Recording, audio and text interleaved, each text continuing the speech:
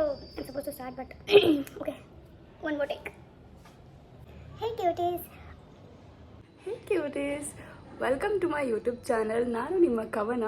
So finally ನಾನು YouTube channel start ಮಾಡಿದ್ದೀನಿ. ತುಂಬ ವರ್ಷದಿಂದ ಅನ್ಕೊತಿದ್ದೆ ದ್ಯಾಟ್ ನಾನು ಚಾನಲ್ ಸ್ಟಾರ್ಟ್ ಮಾಡಬೇಕು ಅಂತ.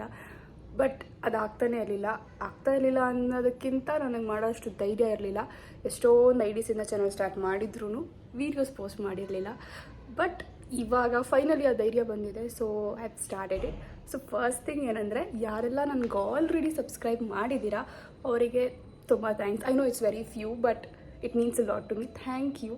ಜೊತೆಗೆ ನನ್ನ ಸ್ಪೆಷಲ್ ಮೆನ್ಷನ್ ಏನು ಅಂದರೆ, ಫಸ್ಟ್ ಎವರ್ ಸಬ್ಸ್ಕ್ರೈಬರ್ ಬಂದು ನನ್ನ ಅಪ್ಪಾಜಿ. ಸೊ ಅವ್ರಿಗೆ ಥ್ಯಾಂಕ್ ಯು ಹೇಳ್ತೀನಿ. ಸೆಕೆಂಡ್ ಥಿಂಗ್, ಎಲ್ಲರೂ ಕೇಳ್ತಾ ಇದ್ರಿ ಕಂಟೆಂಟ್ ಏನಿರುತ್ತೆ ಅಂತ. ಸೊ ಇದೇ ಕಂಟೆಂಟ್ ಅಂತ ಪರ್ಟಿಕ್ಯುಲರಾಗಿ ಏನು ಫಿಕ್ಸ್ ಆಗಿಲ್ಲ. ಸೊ ರ್ಯಾಂಡಮಾಗಿ ಸ್ಟಫ್ಸ್ನ ನಾನು ಪೋಸ್ಟ್ ಮಾಡ್ತಾ ಇರ್ತೀನಿ. ವೆದರ್ ಇಟ್ಸ್ ಟ್ರಾವೆಲ್ ವ್ಲಾಗ್, ನನಗೂ ಸ್ವಲ್ಪ ಕುಕ್ಕಿಂಗ್ ಬರುತ್ತೆ. ಸೊ ಕುಕ್ಕಿಂಗ್ ವ್ಲಾಗ್ಸ್ ಆಗಿರ್ಬೋದು ಅಥವಾ ಶಾಪಿಂಗ್ ಹಾಲ್ಸ್ ಆಗಿರ್ಬೋದು, ಈ ಥರ ಒಂದಷ್ಟು ಕಂಟೆಂಟ್ಸ್ನ ಪೋಸ್ಟ್ ಮಾಡೋಣ ಅಂತ ಅಂದ್ಕೊಂಡಿದ್ದೀನಿ. ಇದಕ್ಕೆಲ್ಲ ನಿಮ್ಮ ಸಪೋರ್ಟ್ ಬೇಕು.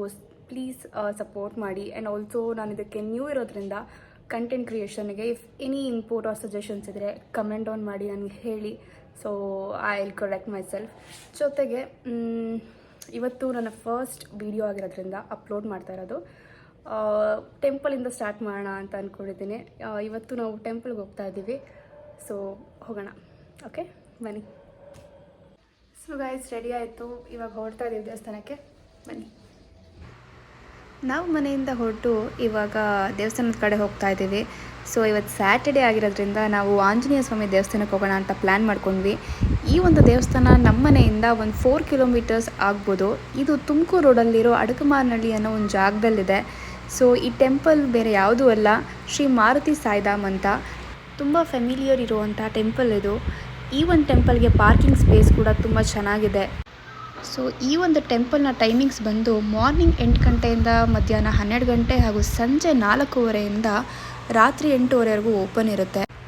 ಈ ಒಂದು ಟೆಂಪಲ್ನ ವಿಶೇಷತೆ ಏನು ಅಂದರೆ, ಇದು 36 ಅಡಿ 100 ಟನ್ ಇರುವ ಏಕಶಿಲಾ ಆಂಜನೇಯ ಮೂರ್ತಿಯಾಗಿರುತ್ತೆ. ನೋಡೋದಕ್ಕೆ ತುಂಬಾ ಚೆನ್ನಾಗಿದೆ. ಹಾಗೆಯೇ ದೇವಸ್ಥಾನನೂ ಕೂಡ ತುಂಬ ನೀಟಾಗಿ ಇಟ್ಕೊಂಡಿದ್ದಾರೆ.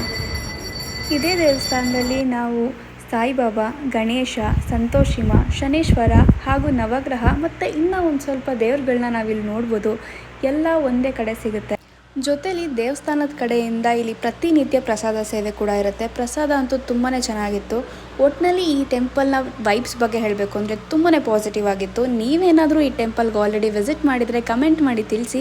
ಇಲ್ಲ ಅಂತಂದರೆ ತಪ್ಪದೆ ಹೋಗಿ ಬನ್ನಿ ಅಂತ ಹೇಳ್ತಾ ಇವತ್ತಿನ ಈ ವ್ಲಾಗ್ನ ನಾನು ಇಲ್ಲೇ ಎಂಡ್ ಮಾಡ್ತಾ ಇದ್ದೀನಿ. ನಿಮಗೆ ಈ ವಿಡಿಯೋ ಇಷ್ಟ ಆಗಿದರೆ ಲೈಕ್ ಮಾಡಿ, ಶೇರ್ ಮಾಡಿ, and please don't forget to subscribe to my YouTube channel. Thank you.